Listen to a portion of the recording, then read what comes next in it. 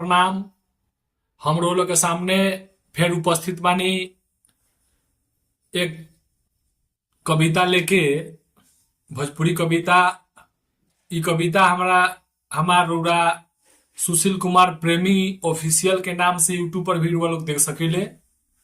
आ रो लोग से आग्रह बा कि एकरा के देखी लोग और खूब मजा ली लोग। रह गल बात का कि एक मित्र हमार बानी वहाँ के कहनी कि प्रेमी जी एगो दहेज वाली दुल्हनिया पर कुछ बनावे के कोशिश करी। तो हम ऊपर रोल लोग के लिखे के कुछ कोशिश के बानी, हम सुनाओ तनी, एकरा के सुनी लो। लड़का के दहेज मिलल देख के, लड़का के दहेज मिलल देख के माय बाप माई बड़ा अगरैले। लड़का के दहेज मिलल देख के बाप माई बड़ा अगरैले। बाबूजी दुआरा से बाबूजी दुआरा से चहक के अंगना में अइले। बाबूजी दुआरा से चहक के अंगना में गइले। सुन बबुआ के बारात लौट आइल। बुढ़ऊ बुढ़ियों से कहतन, सुनो बबुआ के बारात लौट आइल। बाराती जितना खाइल से खाइल, बाराती जितना खाइल से खाइल, सामानो देखो ढेर भेटाइल। बाराती जितना खाइल से खाइल, सामानो देखो बा ढेर भेटाइल। जवन जवन मांग रहे, जवन जवन मांग रहे, उ समधी अरमान पूरा कइले हो। जवन जवन मांग रहे, उ समधी अरमान पूरा कइले हो। जवन जवन मांग रहे ओकरो से बढ़ के, जवन जवन मांग रहे ओकरो से बढ़ के सामान खूबे बढ़ैले हो। 15 लाख दहेज मिलल, 15 लाख दहेज मिलल। अब का तहरा चाही? 15 लाख दहेज मिलल, अब का तहरा चाही? गाड़ी देखो दुआरा पर, गाड़ी देखो दुआरा पर थार खड़ा बा। गाड़ी देखो दुआरा पर थार खड़ा बा, मिलल सामान मन चाही।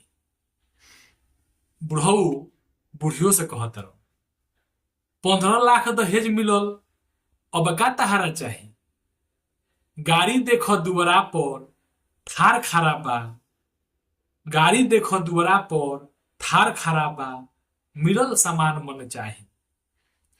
सुन के गइली दौड़ल सास, सास सुन के गइली दौड़ल सास पतोहिया के उतारे। सुन के गइली दौड़ल सास पतोहिया के उतारे।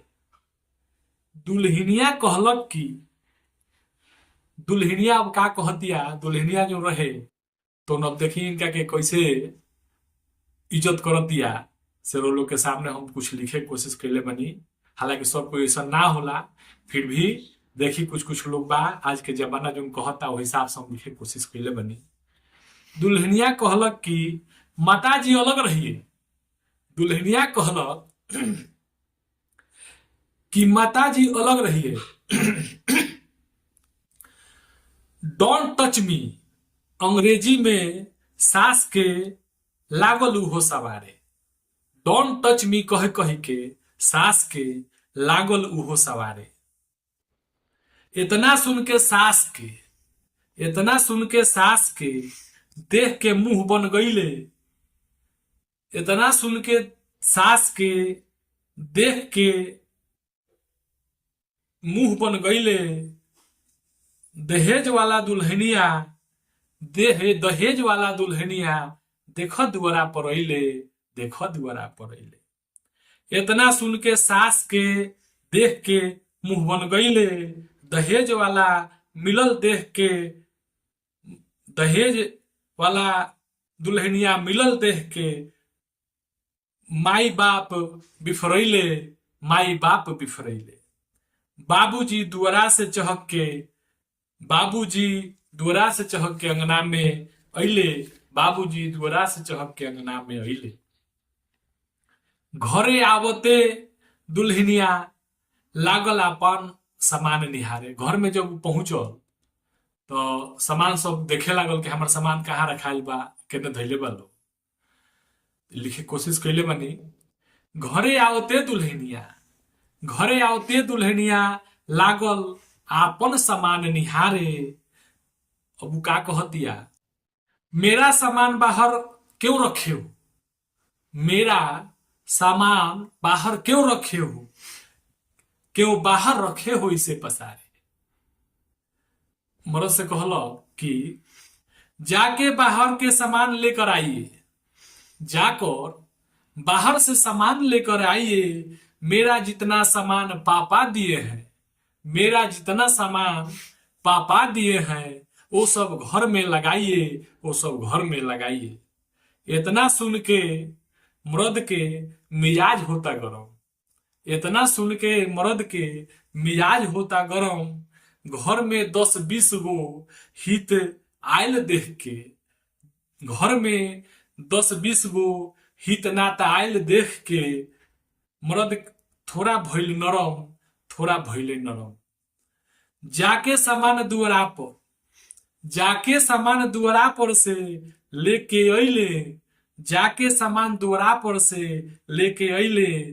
बाबूजी खिसिया के, बाबूजी खिसिया के अंगना से दुआरा पर भाग गईले, बाबूजी खिसिया के अंगना से दुआरा पर भाग गईले।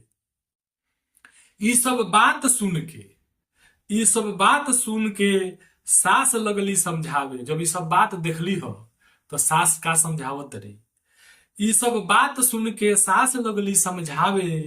देखो दुल्हन गांव हो, देखो दुल्हन गांव हो, गोतिया दियाद के कहो, गोतिया दियाद के कहो।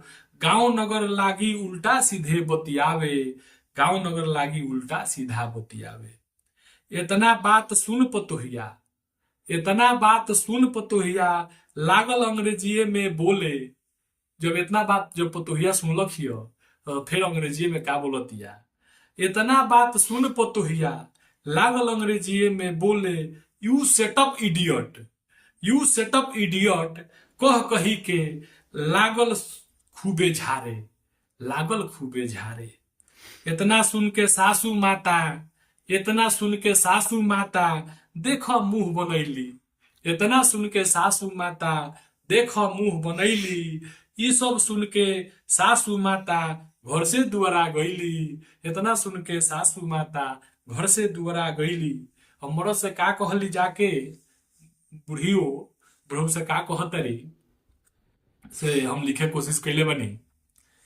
सुनो तानी जी, सुनो तानी जी ई का सब भइले, सुनो तानी जी ई का सब भइले। लागता कि भूते कपार सवार भइले, लागता कि भूते कपारे सवार भइले। देखो तानी पतोहिया, देखो तानी पतोहिया घर में कैसन अइले, देखो तानी पतोहिया घर में कैसन अइले। अभी थोड़ा देरी आइले, अभी थोड़ा देरी आइले ना भई, कैसन अंग्रेजी में गरियावे। अभी थोड़ा देरी आइले ना भई, देख कैसन अंग्रेजी में गरियावे। अब ससुर का कहलन से लिखे कोशिश कैले बनी। तुहू तो कहत रहलू कि, तुहू तो कहत रहलू कि जबले पूरा दहेज ना मिली हमारा दरवाजा पर ना ही कोई बैठी।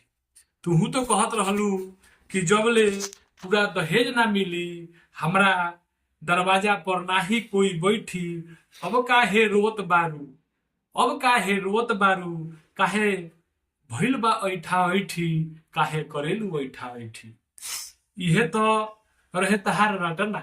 बुढ़ऊ कहलो कि इहे तो रहे तहार रटना। छपरा में दहेज में जमीन ना चाही, छपरा में दहेज में जमीन ना चाही। बेटा के दहेज में फ्लैट मिले के चाही पटना, बेटा के दहेज में फ्लैट मिले के चाही पटना। ये सब सुन के बुढ़ियो अब कहाँ चुप रहस, ये सब सुन के बुढ़ियो अब कहाँ चुप रहस। दहेज वाला बात लेके, दहेज वाला बात लेके दोनों बूढ़ा बूढ़ी में खूबे होखे लागल बहस, खूबे होखे लागल बहस। दोनों के बहस सुन के, अब जब दोनों के बहस जब पतोहिया सुनलक हियो तो दौड़ के देखी कैसे आयल हियो आ का कहतिया। दोनों के बहस सुन के दौड़ल पतोहिया दुअरा पर आई, दुनू के बहस सुन के दौड़ल पतोहिया दुअरा पर आई, दुनू पर आंख देखा के, दुनू पर आंख देखा के देख गजबे उहो छाइल, पतोहिया गजबे उहो छाइल। और पतोहिया का कहल, दोनों को आपस में बहस करने से कोई नहीं है फायदा। दोनों को, बूढ़ा बूढ़ी कह दिया कि दोनों को आपस में बहस करने से कोई नहीं है फायदा। आज से इस घर में, आज से इस घर में हमारा, आज से इस घर में हमारा चलेगा कानून कायदा। आज से इस घर में हमारा चलेगा कानून कायदा। दोनों आज से आप लोग काम पर लग जाइए, दोनों आज से आप लोग काम में लग जाइए। पापा जी चाय बनाएंगे, पापा जी चाय बनाएंगे। मम्मी जी बेड पर नाश्ता लेकर आइए, मम्मी जी बेड पर नाश्ता लेकर आइए। पति जी कहाँ गए हैं, पति जी कहाँ गए हैं? मैं जाऊंगी कहीं घूमने, उनसे शॉपिंग करवाइए। पति जी कहाँ गए हैं? मैं जाऊंगी घूमने, उनसे शॉपिंग करवाइए। ऐसे ही मेरे पापा इतना ऐसे ही मेरे पापा इतना दहेज नहीं दिए हैं, ऐसे ही मेरे पापा इतना दहेज नहीं दिए हैं। आपके लड़के को सुनिए माता जी, मेरे पापा खरीद लिए हैं। आपके लड़के को सुनिए माता जी, मेरे पापा खरीद लिए हैं। इतना सुन के दोनों, इतना सुन के दोनों बूढ़ा बूढ़ी के दिनों में अन्हार भइले। इतना सुन के दोनों बूढ़ा बूढ़ी के दिनों में अन्हार भइले। और दोनों बूढ़ा बूढ़ी मन में सोचता रहो, का सोचता रहो, अब ना दहेज कबो लेवल जाई, अब ना कबो दहेज लेवल जाई, अब ना दहेज कबो देवल जाई। इहे मन में प्रण कैले, इहे सोच सोच के बुढ़वा बूढ़ी देख बीमार भइले। इहे सोच सोच के बुढ़वा बुढ़िया दोनों बीमार भइले। आ इहे सोच सोच के बहुत मन पछतैले। लड़का के दहेज मिलल देख के बाप माई अगरैले, लड़का के दहेज मिलल देख के बाप माई अगरैले। बहुत बहुत धन्यवाद, प्रणाम। एकरा के ज्यादा से ज्यादा लोग से आग्रह बा कि यह कविता के शेयर करी लो, और फिर वो लोग के सामने अगला कविता हम लेकर फिर उपस्थित होके। नमस्कार, प्रणाम।